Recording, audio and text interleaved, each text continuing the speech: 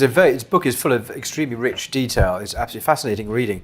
I'm almost at random. I just wanted to quote, if I may, a passage from the book, page 230. The subsection is entitled "The Anglo-European Monoculture," and then you quote a hadith which I've never quite understood in the way you interpreted it, but it makes a lot of sense what you say. So you write, "With the invention of automobiles and aeroplanes to transport people to Sham, the founding of Zionism, the finding of pharaonic mummies, and the dismantling of the caliphate as a system of governance, the Judeo-Christian or Western Anglo-European monoculture replaced the noble Muslim tradition and lifestyle." And then you quote a hadith from Imam al-Bukhari. "The Prophet, upon whom be peace, said, 'You will follow the ways of those people who were before you, span by span, cubit by cubit, i.e. inch by inch, so much so that even if they entered a lizard's hole, you would follow them.' We said, 'O Allah's Messenger, do you mean the Jews and the Christians?' And he said, 'Whom else?'" So that's the end. Then you make an interesting comment. "This obsession with the ways of the Jews and the Christians never occurred until this modern era." This is what I found very enlightening, and has intensified with the exporting of global corporations, designer labels, entertainment, ideology and lifestyles, among a host of things. Muslim unity under a caliph and an allegiance to a caliph, what became known as pan-Islam, was replaced by the Western ideal of nation states. Few today know any other form of governance. It has been a century since the last caliphate. But what I found particularly interesting was that where you contextualised the Prophet's comments about the Jews and the Christians, whom else? Yes. This has only really been relevant to come true in the very contemporary world and not before then. Do you have any thoughts about that? So if you look back, a Judeo-Christian alliance has never been made historically except in the past 100 years. So yes. Since the Austrian founder of Zionism, Herschel. Yeah, Herschel, and I make reference to him as well. And the Balfour Declaration, 1917. All of that.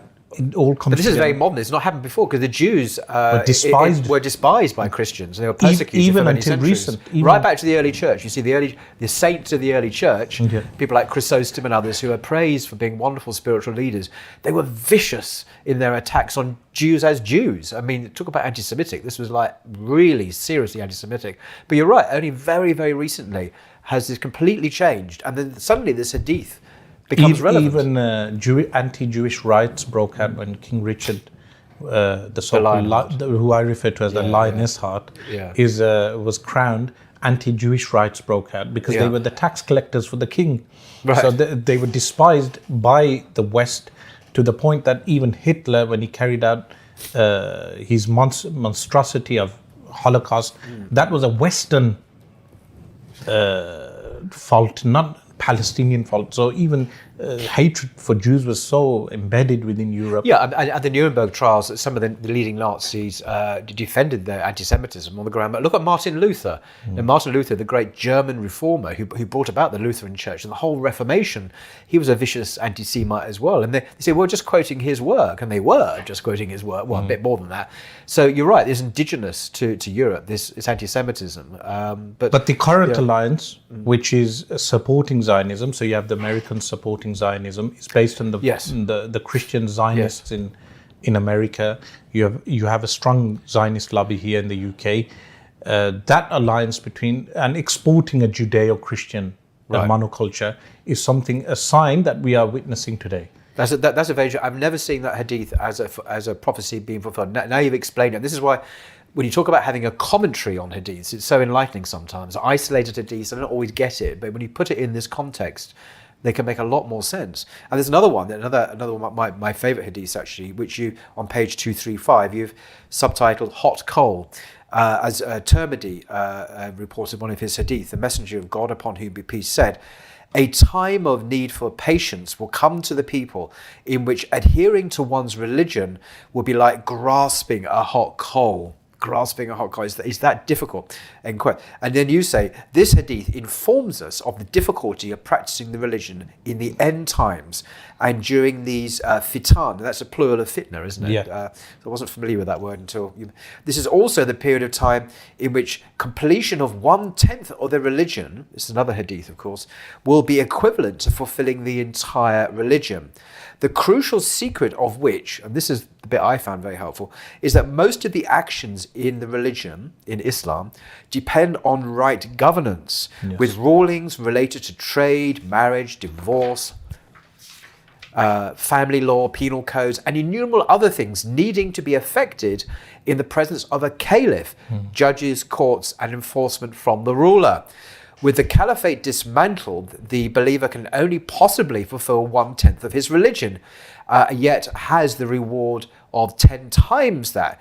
And then you quote a great hadith scholar of Damascus of the last century. Thank you. And he was asked, after the caliphate had been abolished, do we live in the period when holding on to the religion will be like grasping a hot ember?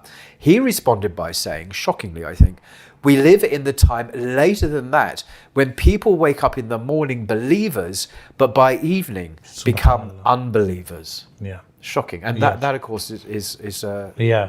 So with regard to that, the first part, the caliphate, the essential need of caliphate, the common example for us is marriage laws. So today you have women complaining about dysfunctional husbands.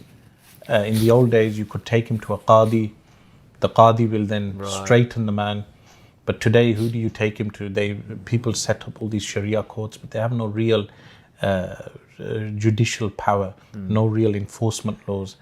So that's just in family law. Right. In so many of our ahkam, legal rulings, we cannot apply those legal rulings.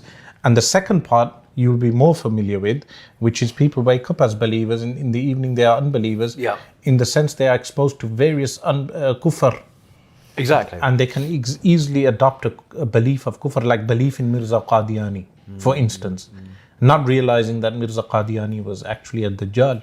Yeah, shocking. And another one which is extraordinary, page 289. And this is obviously quite controversial in a UK context to talk about this, but they're not in other parts of the world. Legalized homosexual marriages, and you say, in these turbulent times, expect the sign of nikah al-rajul, forgive my Arabic, meaning a marriage contract between men. In the past, this is very interesting insight, scholars interpreted this as openly homosexual relationships amongst Muslims, but we now know it literally means marriage contracts of single-sex couples in certain countries. Now, your next comment really rocked me when I read this, and I must admit I've not heard this before, and I'm not saying you're wrong, but I'd like you to elaborate on it if you wouldn't mind. It is inevitable, you say, that before long a Muslim majority country, supported by a board of scholars, will legitimate homosexual marriage, calling down on it the punishment as mentioned, this is earlier passage, of red wind or landslides. The disfigurement of a whole community will occur at a later period before the sun rises from the west. Now, what shocked me was not the punishment bit, but your belief that before long a Muslim majority country, supported by a board of scholars, presumably ulama, you mean, will legitimate homosexual marriage. And I'm not saying you're wrong, but because I guess if you look at a certain trajectory, and particularly things that are going on in certain Middle East countries, I won't mention them, but very well-known Middle East countries, where you're seeing things happening there now, which would have been unthinkable a year ago. In fact, most people probably didn't believe they're really happening, but they are. You know, certain pop concerts and certain other activities. Alcohol and other things. So suddenly what you're saying doesn't seem quite so implausible, but do you want to kind of expand on this a bit? In 2010, when I was in Hajj, I met a Sufi Shaykh who said to me he heard from a Shaykh Tibr. Shaykh Tibr was deemed one of the high-level Sufis in Makkah al-Mukarramah. And Shaykh Tibr said, not far from now you will see gambling in the Haramain, in the two holy sanctuaries, and we thought this was far-fetched. Yes. But recently you must have witnessed a fatwa legitimizing a certain game which involves gambling being permissible now in Saudi Arabia, and then everything else that has happened recently in Saudi Arabia. Right. But what I base this comment on, firstly, just with regard to the source of that hadith. Yeah, so I just wanted to ask you, what's the source of this hadith? So- where we're talking about a marriage contract between men. There's two wordings of this. There's نكاح الرجل الرجل وذلك مما حرم الله ورسوله ويمقت الله عليه ورسوله. This Barzanji cites it in Al-Isha'a, but there's a second wording, نكاح المرأة المرأة. Oh, that's what I just read, yeah. The one you read was نكاح الرجل الرجل. There's نكاح المرأة المرأة. Okay. A woman marrying a woman as well. Right.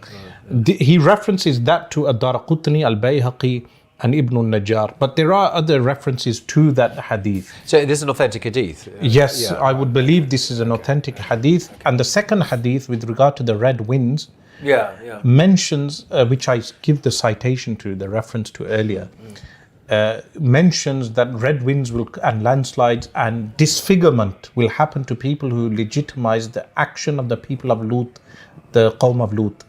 So that means that Muslims will legitimize those actions. Wow. The hadith is very clear on that. But what made me write that at that particular point was because we were observing the recognition of Israel, for instance, by fiqh authorities, people who have high positions in some governments, and who I refer to as, who take the position of al-fiqh al-taysiri, which is a particular strand of a trend towards taking fiqh positions which make everything permissible. And one of those things I can see with the LGBT lobby that we have here in the West, lobbying and pressurizing certain governments into giving fatwa that these type of marriages are permissible. Even in Pakistan, there are loopholes within the law. So in Pakistan, they give certain recognition of hermaphrodites. People utilize those loopholes, and they can use those loopholes to validate even a nikah. So if a person goes to a Pakistani office and they say, "Oh, I feel like I'm a man or a woman," they can utilize those loopholes and have a man declared as a woman, and then when he's declared as a woman, he can also do nikah with a man. So there are so many loopholes just in Pakistan. Similarly, in other countries, as time will go, the hadith states, "Ma min aamin illa walladhi ba'dahu sharrun minhu." There is no year except that the year that comes after it is more evil. So every year the increase of evil is happening. God, it's really, really shocking.